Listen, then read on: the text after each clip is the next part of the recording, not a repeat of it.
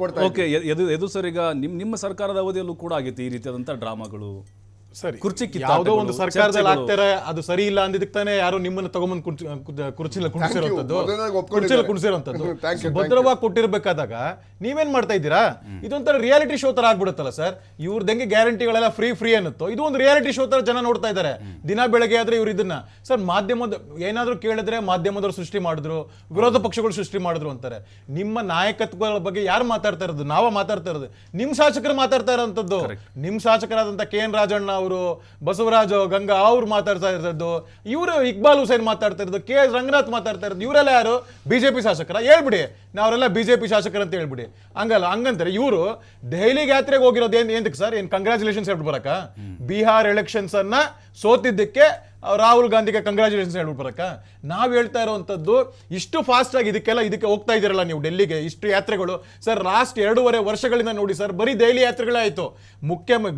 ಚುನಾವಣೆ ಘೋಷಣೆಯಾಗಿ 1 ವಾರಕ್ಕೆ ಯಾರು ಮುಖ್ಯಮಂತ್ರಿ ಯಾರು ಉಪಮುಖ್ಯಮಂತ್ರಿ ಅಂತ ಸುದ್ದಿ ಆದ್ಮೇಲೆ ಅವತ್ತಿಂದನೂ ಯಾರು ನೆಕ್ಸ್ಟ್ ಅನ್ನೋದೇ ಆಯ್ತೇ ಹೊರತು ಆಡಳಿತ ಮಾಡಲೇ ಇಲ್ಲ ಸರ್ ಇವರದಲ್ಲಿ.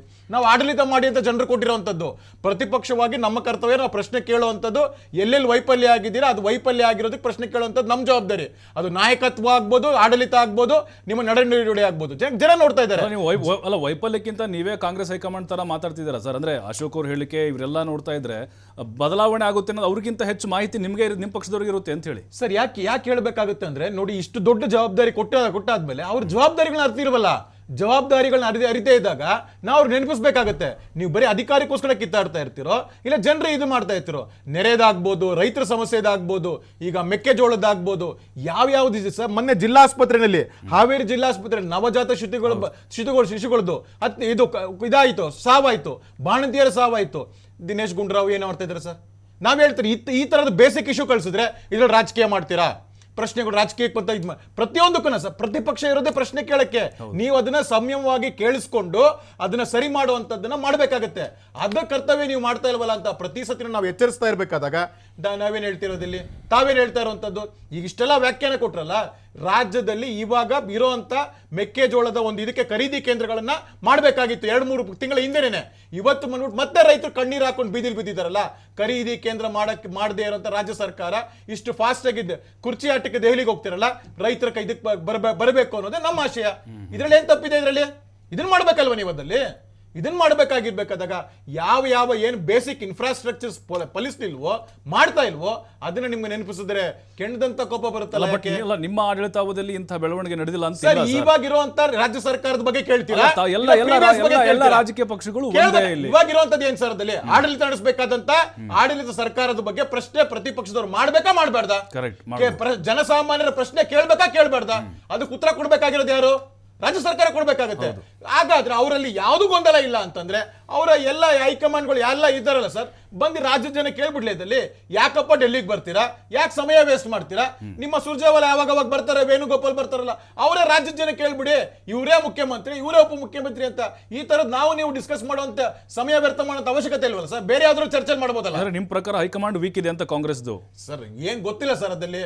ಯಾಕಂದ್ರೆ ಈ 161 ಸ್ಪರ್ಧೆ ಮಾಡಿ 6 ಗೆದ್ದಿರೋರ್ಗೆ ಇನ್ ಯಾವ ರೀತಿ ವೀಕ್ ಇರುತ್ತೆ ಅನ್ನೋದು ಗೊತ್ತಿಲ್ಲ. ಅದಲ್ಲಿ ವೀಕ್ ಇರುತ್ತಾ ಸ್ಟ್ರಾಂಗ್ ಇರುತ್ತಾ ಅವರೇ ಪ್ರಶ್ನೆ ಮಾಡ್ಕೋಬೇಕೈತೆ. 136 ಗೆದ್ದಲು ವೀಕ್ ಇದಾರೆ ಇಲ್ಲಿ. ಇನ್ನು 6 ಗೆದ್ದವರಲ್ಲಿ ಏನಾಗಿರ್ತಾರೆ? ಸೋತ್ ಸುಣ್ಣ ಆಗಿರ್ತಾರೆ. ಸೊ ಅಂತ ಸೋತಿ ಸುಣ್ಣ ಆಗೋರ್ ಬಗ್ಗೆ ತುಂಬಾ ಡಿಸ್ಕಷನ್ಸ್ ಬೇಡ ಸರ್. ಪಾಪ ಅವರು ಇನ್ನ ಪರಿಹಾರ ಮಾಡ್ಕೊಳ್ಳಿ, ಆ ಸೋಲಿನ ಇನ್ನ ಅರಗಿಸ್ಕೊಳಕ್ ಆಗಲ್ಲ ಅವ್ರಿಗೆಲ್ಲ. ಅಂದ್ರೆ ಅಭಿವೃದ್ಧಿ ಕೆಲಸಗಳು ಜನಪರವಾಗಿ ದೆಹಲಿಯಲ್ಲಿರುವಂತಹ ಇವರ ಓಡಾಟ DK ಶಿವಕುಮಾರ್ ಮರ್ತಿದ್ದಾರೆ. ನಾವು ಅದನ್ನ ನೆನಪಿಸ್ತಾ ಇದೀವಿ. ಇಲ್ಲಿ ಜನಸಾಮಾನ್ಯರು ಗುಂಡಿಗಳಿಗೆ ಬಿದ್ದು ಸಾವನ್ನಪ್ತಾ ಇದ್ದಾರೆ. ಆಮೇಲೆ ಅದ್ರ ಅವ್ರು ನೆಕ್ಸ್ಟ್ ಕೊಡ್ತಾರೆ, ಲಾಸ್ಟ್ ಸರ್ಕಾರದಲ್ಲಿ ಇಷ್ಟು ಜನ ಸತ್ರು ಅಂತ. ಇಲ್ಲಿದೆ ಇವತ್ತನ್ನು ಮಾತಾಡ್ರಿ ಸ್ವಾಮಿ. ಅದಾಗೋಯ್ತು, ಅಳಸ್ಲಾನ ಆಗೋಯ್ತದು. ಇವತ್ತನ್ನು ಮಾತಾಡಕ್ ಹೋದಾಗ ಅವ್ರಿಗೆ ಇವತ್ತೊಂದು ಪ್ರಶ್ನೆಗೆ ಯಾವುದೇ ಪ್ರಶ್ನೆಗೆ ಉತ್ತರ ಇಲ್ಲ. ಕೌಂಟರ್ ಬೇರೆ ಯಾವುದೋ ವಿತ್ತಾಂಡ ಮಾಡುವಂತದ್ದಲ್ಲ. ಪ್ರಸ್ತುತ ಸರ್ಕಾರದಲ್ಲಿ ಏನ್ ನಡೀತಿದೆ ಅನ್ನೋದನ್ನ ಜನರಿಗೆ ತಿಳಿಸಬೇಕಾಗಿರುವಂತದ್ದು ಅದು ಮಾಧ್ಯಮದ ಕರ್ತವ್ಯನೂ ಆಗುತ್ತೆ, ಪ್ರತಿಪಕ್ಷದ ಕರ್ತವ್ಯನೂ ಆಗುತ್ತೆ. ಮಣಿಕಂಠ ಅವ್ರೀಗ ನೋಡ್ತಾ ಇದ್ದೀರಿ, DK ಶಿವಕುಮಾರ್ ಅವರು ಪಟ್ಟು ಹಿಡಿತಾರೆ, ನನಗೂ CM ಅವಕಾಶ ಬೇಕು ಅಂತ ಅವ್ರ ಸಹೋದರನ್ ಕರ್ಕೊಂಡು ಹೋಗ್ತಾರೆ. ಎಲ್ಲೊಂದು ಕಡೆ ಒಬ್ಬಂಟಿ ಆಗ್ಬಿಟ್ರಾ ಅಂತೇಳಿ. ಈಗ ಸಿದ್ದರಾಮಯ್ಯನವರು ಅವ್ರ ಹಿಂದೆ ಸಚಿವರು ಶಾಸಕರು ಸಹಜವಾಗಿ ಇದ್ದೇ ಇರ್ತಾರೆ. ಅಲ್ಲಿ ಡೆಲ್ಲಿಗೆ ಹೋದಂಥ ಸಂದರ್ಭದಲ್ಲಿ ಒಬ್ಬರೇ ಹೋಗ್ತಾರೆ. ಅಂದರೆ ಒಂಟಿ ಆಗ್ಬಿಟ್ರಾ ಅಂತೇಳಿ, ಯಾರು ಸಪೋರ್ಟ್ ಬರ್ತಿಲ್ಲ ಅಂತ. ಇಲ್ಲ, ಖಂಡಿತ. ಈಗ CM ಕುರ್ಚಿ ರೇಸಲ್ಲಿ ನಾವು ಇಲ್ವೇ ಇಲ್ಲ ಅನ್ನೋ ಥರ ಕಾಂಗ್ರೆಸ್ ವಕ್ತಾರ ಹೇಳ್ಕೊಳ್ತಿದ್ದಾರೆ. ಆದರೆ ವಸ್ತುಸ್ಥಿತಿ ಏನು ಅಂತೇಳಿ ಜನರಿಗೆ ಗೊತ್ತೇ ಇದೆ. ಇವತ್ತಿನ ದಿನಮಾನಗಳಲ್ಲಿ ಇವರೇ ಇರಲಿ, ಏನೋ ಸಿದ್ದರಾಮಯ್ಯನೇ ಇರಲಿ ಅಥವಾ ಡಿ ಕೆ ಶಿವಕುಮಾರ್ ಆಗಿರಲಿ, ಯಾರೇ ಅಧಿಕಾರಕ್ಕೆ ಬಂದರೂ ಜನರಿಗೇನು ಅದರಿಂದ ಏನು ಲಾಭ ಇರೋದಿಲ್ಲ.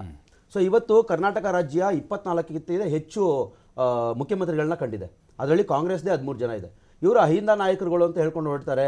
ನಾವು ದಲಿತ ಪರ ಹೋರಾಟಗಾರರು ಅಥವಾ ಬಡವರ ಪರ ಹೋರಾಟಗಾರರು ಅಂತ ಹೇಳ್ತಾರೆ. ಇಲ್ಲಿವರೆಗೂ ಯಾರಾದರೂ ಒಬ್ಬರು ದಲಿತರ CM ಆಗಬೇಕು ಅನ್ನೋಂತಹ ಒಂದು ಚಿಂತನೆ ಮಾಡಿದಾರಾ ಅಂತ ಕೇಳಿದ್ರೆ ನಿಜಕ್ಕೂ ಇಲ್ಲ. ಸೊ ಇದು ಇವತ್ತಿನ ವಿಪರ್ಯಾಸ. ಇವತ್ತು ಡಿ ಕೆ ಶಿವಕುಮಾರ್ ಅವರು ನನಗೆ ಏನು CM ಕುರ್ಚಿ ಬೇಕು ಅಂತ ಹೇಳ್ತಾರೆ. ಅವರು ಕೊಟ್ಟಿರುವಂತಹ ಏನು ಬೆಂಗಳೂರು ನಗರಾಭಿವೃದ್ಧಿ ಆಗಿರ್ಬೋದು ಅಥವಾ ನೀರಾವರಿ ಆಗಿರ್ಬೋದು, ಅದನ್ನೇ ಅವ್ರು ಮಾಡ್ಕೊಂಡಿಲ್ಲ.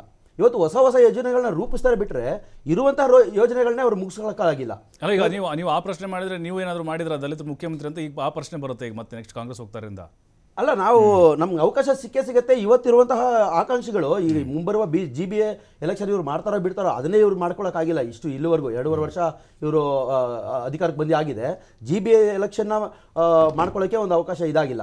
ನಮ್ಮಲ್ಲಿ ಆಮ್ ಆದ್ಮಿ ಪಾರ್ಟಿನಲ್ಲಿ ಇವತ್ತುವರೆಗೂ ನೀವು ಒಂದು ಸರ್ವೆ ಮಾಡ್ಕೊಂಡು ಬನ್ನಿ. ಈಗಾಗಲೇ ನಾವು ಆಕಾಂಕ್ಷಿಗಳನ್ನ ತಯಾರಿ ಮಾಡಿದ್ದೀವಿ. ಅದರಲ್ಲಿ 90% ಮಹಿಳೆಯರಿಗೆ ಮತ್ತು ಯುವಕರಿಗೆ, ಅದರಲ್ಲೂ ದಲಿತ ಸಮುದಾಯಕ್ಕೆ ಮತ್ತು ಏನು ಹಿಂದುಳಿದ ಸಮುದಾಯ ಏನಿದ್ದಾರೆ ಅವ್ರುಗಳಿಗೆ ನಾವು ಅವಕಾಶನ ಕೊಟ್ಟಿದ್ದೀವಿ. ಸೊ ಈಗ ಸರ್ ಬರ್ತೀನಿ, ಒಂದು ಬ್ರೇಕ್ ಸಮಯ ಇದೆ, ಬರ್ತೀನಿ ಸರ್ ವಾಪಸ್ಸು. ಒಂದು ಬ್ರೇಕ್ ಇರುತ್ತೆ, ಬ್ರೇಕ್ ಆದಮೇಲೆ ಅಖಾಡ